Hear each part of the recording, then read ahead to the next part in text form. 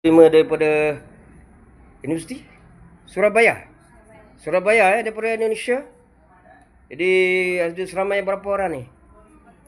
10? 40 orang ramai ya.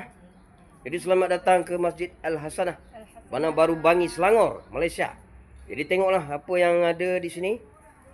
Jadi semoga dapat sedikit ya maklumat pengetahuan tentang urus niaga yang ada di sini. Cakap Indonesia sikit. Assalamualaikum puan. Waalaikumsalam. Betul puan boleh panggil puan ya? Boleh. Boleh ya?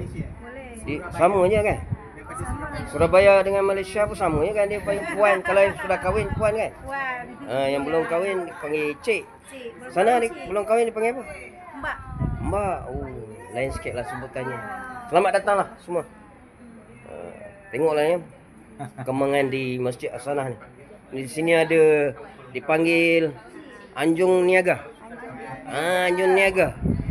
Jadi diberi peluang pada peniaga-peniaga kecil ya, untuk berjual barang-barang niaga mereka. Jadi tengok-tengoklah mana yang berkenan boleh beli.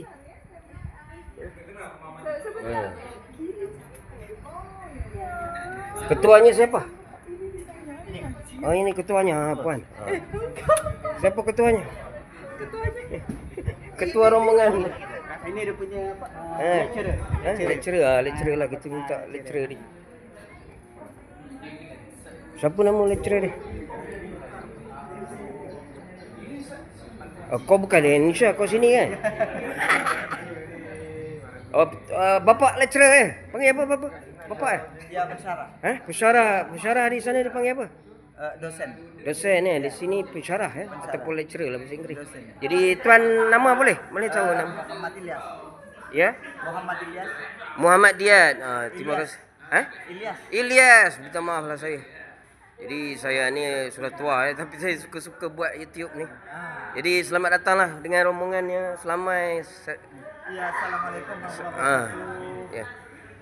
Masjid Al-Hasanah. Dari mana tahu masjid ni?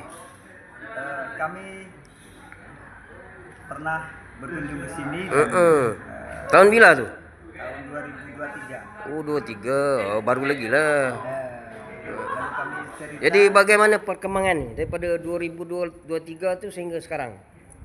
Oh, lebih bagus. UMKM lebih ramai. Pengelolaan masjid lebih. Dulu ada tak jual-jualan macam ni? Ya, Ada ya? ada. Penuh macam ni lah.